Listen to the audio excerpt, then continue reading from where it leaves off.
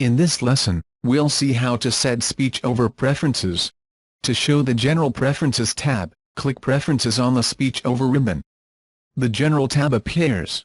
Select the speech animation options for the slideshow, audio and subtitles. Audio only, subtitles only, or no subtitles and no narration.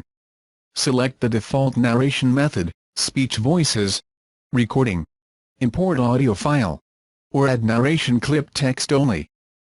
Set the recorded voice quality. Use the drop-down menu to set the voice quality in the sound files generated.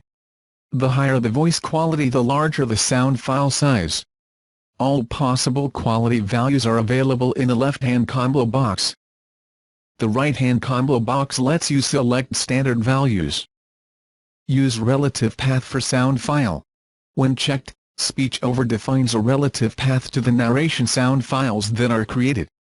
With this setting checked, PowerPoint will recognize the sound files when the presentation is played in a different directory from the one in which it was developed. The default setting is unchecked. That is, an absolute path is used for sound files. The absolute path setting is preferable for development since it avoids certain PowerPoint issues. Scroll along subtitles. This checkbox allows you to control how subtitles are displayed. By default, checkbox unchecked. Subtitles are displayed in 2 lines centered at the bottom of the screen. The font is 12-point Arial. If there is more text that can fit in 2 lines, additional 2-line subtitles are shown in the same location, in coordination with the narration. By checking this checkbox, long subtitles that do not fit into 2 lines will scroll across the bottom of the screen in 1 line, coordinated with the narration. This display takes the entire width of the bottom of the screen. In order for the changes in preferences to take effect, the slides must be refreshed. On exiting the preferences, you are prompted to refresh all slides for the changes in these parameters to take effect. If you click No, you can still refresh slides afterwards with the Refresh All Slides, or the Refresh Notes ribbon buttons.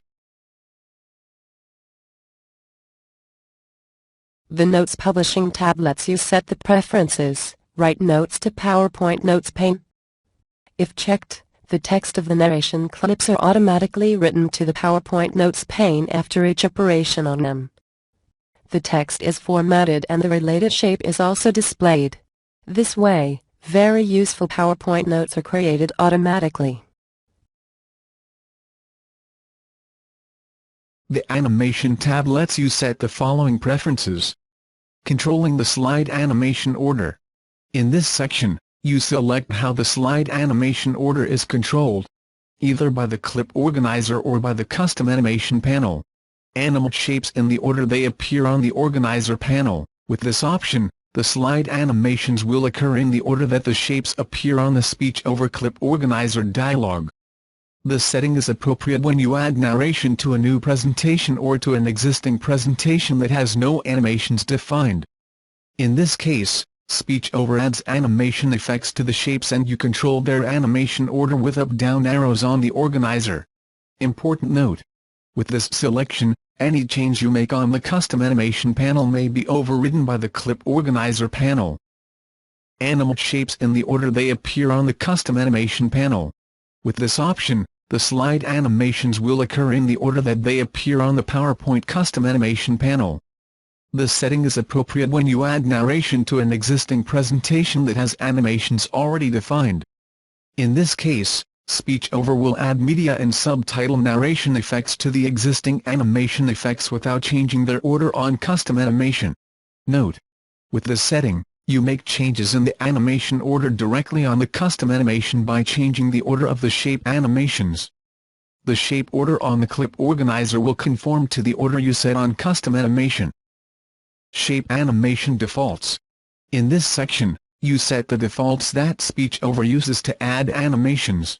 Default sequential effect type. You can set or change the default effect type. A combo box provides a selection of common PowerPoint effect types. If you require an effect that is not in the list, type in its name in the combo box, for example, stretch, strips, wheel. Default interactive effect type. You can set or change the default interactive effect type.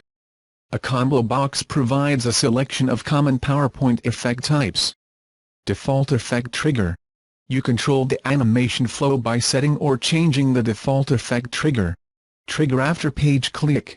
Use this trigger for mouse click controlled sequential animation. Trigger with previous. Use for simultaneous animation. Trigger after previous. Use for continuous sequential animation. Default effect duration. Controls the speed of the animation. The default is 2 seconds, medium. Default entrance-exit. Changes the effect from entrance to exit and vice versa. Default speech trigger. You can control when the speech effect is played relative to the visual effect. Trigger after visual.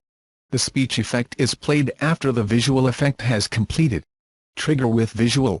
The speech effect is started together with the visual effect. Trigger before visual. The visual effect is played after the speech effect has completed.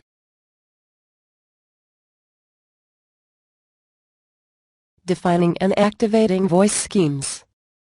Voice schemes assign voices to the various PowerPoint shape types for the entire presentation, similar to a color scheme. The voice scheme assigns one voice to all title shapes, one voice to all subtitle shapes, one voice to all odd paragraphs, one voice to all even paragraphs, and so on. With the voice scheme you don't have to worry about which voice to use for a specific shape. It is determined automatically according to the scheme. Note that you can always override a voice scheme by assigning a voice directly to a shape in the Add Narration Clip dialog.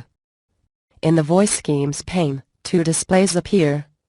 The Voice Schemes display shows the available voice schemes you can choose. There are 4 predefined voice schemes. The Voice Scheme Assignments display shows the voice assigned to each PowerPoint shape type by the voice scheme selected in the Voice Schemes display. Use the following buttons to define and activate voice schemes. Click the Add Scheme button to add a new voice scheme, choosing the desired properties. Click the Delete Scheme button to delete a voice scheme. You cannot delete predefined schemes or active schemes. Click the Change Voices button to reassign the voices to the shape types for the selected scheme. These changes are saved with the presentation. To make a voice scheme active, click the checkbox in its Active column. You can define default male and female voices using the drop-down menus. These default voices are used by SpeechOver when defining the voice schemes for a new presentation. In order to change the male and female defaults to other voices you have installed, select them from the drop-down menu. You are asked whether you want to replace the old default voices with the new ones in all schemes. You will normally answer yes. If you answer no, the new voices still become the default voices for any new presentation you create.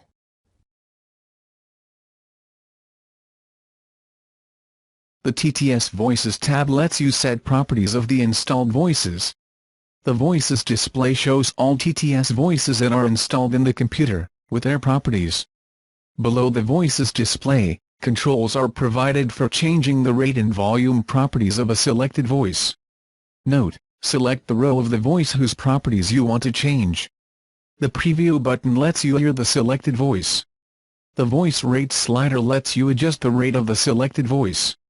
Just adjust the slider to the desired value in the range, -10 to 10. 0 is the default value. You can see the value in the Voices display. Click the Reset button to restore the default value. The Voice Volume slider lets you adjust the volume of the selected voice. Just adjust the slider to the desired value in the range 0 to 100. 100 is the default value. You can see the value in the Voices display. Click the Reset button to restore the default value. The Apply Radio button lets you apply the changes in speech and volume to all voices or to the selected voice only.